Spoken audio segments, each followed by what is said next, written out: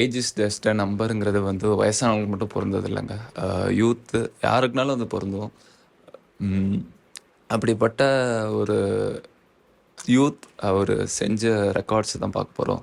இப்போ ஒரு படம்னு எடுத்துட்டிங்களே, ஒரு ஹீரோ ஒரு வில்லன் வந்து எந்த அளவுக்கு பவர்ஃபுல்லாக இருக்காரோ அதுக்கேற்ற மாதிரி தான் ஹீரோட வேல்யூ அப்புறம் அவரோட கேரக்டர் வந்து போர்ட்ரே ஆகும். அப்படி ஆனால் தான் வந்து ஒரு பெஸ்ட்டு என்ன ஒரு வில்லனோட கையில் இருக்க ஒரு ஹீரோவோட போர்ட்ரேட்டு. அப்படிப்பட்ட ஒரு கிரேட்டஸ்ட் வில்லன் தான் பார்க்க போகிறோம். அது ஜோக்கர்.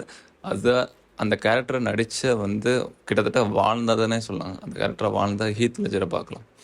அவர் வந்து 1979 ஏப்ரல் 4 வந்து பெர்த்னு ஒரு இடத்துல பிறக்கிறாரு ஆஸ்திரேலியாவில். ஆரம்ப கட்டத்துலேருந்தே அவருக்கு வந்து ஆக்டிங்னா அவ்வளோவா இன்ட்ரெஸ்ட் இல்லைங்க. அவர் ஆக்டிங்னா என்னன்னே தெரியாது. ஸ்கூல் டேஸில் சில ட்ராமாஸ் பண்ண போது தான் அவருக்கு ஆக்டிங் வருங்கிறதே அவரே நம்பினார். ஆரம்பத்து கட்டத்தில் இந்த மாதிரி குட்டி குட்டி ஷோஸ் அப்புறம் ட்ராமாஸ் நடித்தவர். அப்புறம் பெரிய பெரிய படங்கள் வாய்ப்பு கிடைக்குது. இவரோட கரியர் ஸ்பேன் வந்து கொஞ்சம் வருஷம் தாங்க. 2000லேருந்து 2008 வரைக்கும் தான் 20 படங்கள் மேலே 20 படங்கள் நடிச்சிருக்காரு. இதில் முக்கியமான திருப்பு முனை கொண்டு வந்தது வந்து இந்த ப்ரோக் பேக் மவுண்டேன் ஒன்று 2005 நடித்தார். அப்புறம் கேசனோவா. இதை பார்த்துட்டு அவங்க டார்க் நைட்டில் வந்து கேஸ் பண்ணுறாங்க. டார்க் நைட் கேஸ் பண்ண உடனே தான் இப்போ வந்து ஒரு ஒரு கேரக்டர் வந்து ஒரு பிராண்டாக மாறுவாங்கிறது வந்து ஒரு கேள்விங்க. நம்ம எல்லாருக்கும் தெரியும் ஸ்பைடர்மேன், சூப்பர்மேன், அப்புறம் இந்த 2 நபர் தான் எனக்கு தெரிஞ்சு ஓரளவுக்கு பிராண்டாக. லயன்மேன் சொல்லலாம், இல்லை காட்ஃபாதர்.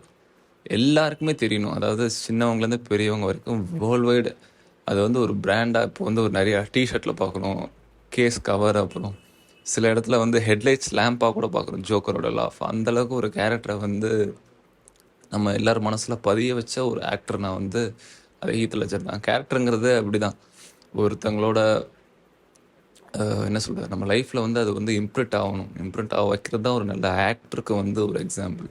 அப்படி பண்ணவர் தான் ஹீத் லெஜர். அதுக்கு வந்து அவர் மெனக்கிட்டது வந்து ரொம்ப அதிகம். ஜென்ரலாகவே அவர் வந்து ஒரு நல்ல டேலண்டட் ஆக்டர் தாங்க.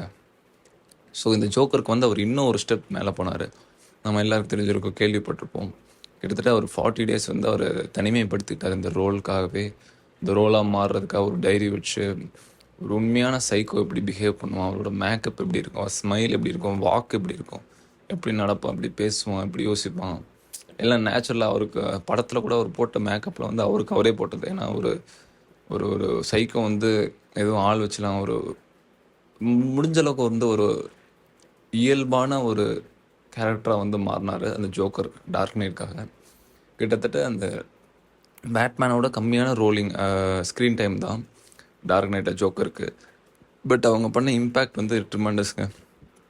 அதுக்கப்புறம் ஜோக்கர் முடிஞ்சதுக்கப்புறம் 2009 மட்டும் ஒரு படம் நடிக்க வச்சாரு. அது பாதியிலே சஸ்பெண்ட் ஆகிடுச்சு. அந்த படம் பேர் தெரில. பட் அவரோட பர்சனல் லைஃப் பார்த்தீங்கன்னா 2005 ஐ திங்க் லிவிங்கில் இருந்தாங்க மிஷெலி வில்லியம்ஸோட. அவங்களுக்கு பிறந்தவங்க தான் மட்டில்டா ரோஸ். அவங்க இன்னும் இருக்காங்க. 18 years ஆகுது. அதே மாதிரி கரியரில் வந்து இந்த மாதிரி டார்க் நைட் எடுக்கும்போது அவர் நிறையா மெனக்கிட்டதுனால அவரோட ஆஃப்டர் மேத் வந்து அந்த படம் முடிஞ்சும் அவருக்கு கண்டினியூ ஆச்சு. முக்கியமாக இன்சோம்னியா வர ஆரம்பிச்சிச்சு. அவருக்கு நைட்டு சரியாக தூக்கம் இல்லை, ஒரு மாதிரி டிசினஸ்ஸு, ஒரு மாதிரி அவருக்குள்ளே ஒரு வாய்ஸ் கேட்குற மாதிரி. இதனால் அவர் மெடிக்கேஷன் அதிகமாக எடுக்க ஆரம்பித்தார். பில்ஸ், அப்புறம் ஸ்லீப்பிங் பில்ஸ், ஆன்டி டேப்லெட்ஸ், இந்த மாதிரி ஆன்டிபயோட்டிக்ஸ் இந்த மாதிரி நிறைய எடுக்கிறதுனால அவர் வந்து என்ன சொல்கிறது, அவரோட ஆர்கன்ஸ் ஃபெயிலியர் இந்த மாதிரி இன்டர்னலாக நிறைய ப்ராப்ளம் வந்ததுனால அவர் இறந்துட்டார். இது ஏன் சொல்கிறேன்னா, இன்றைக்கி January 2022 அவரோட இறந்த நாள். அதாவது 2022 January 2008 அன்றைக்கி இறக்குறாரு. ஸோ இது ஹீத் லெஜரோட ரிமெம்பரன்ஸ் டேயாக வச்சுப்போம். அதுக்கு தான் இந்த வீடியோ நான் போட்டேன்.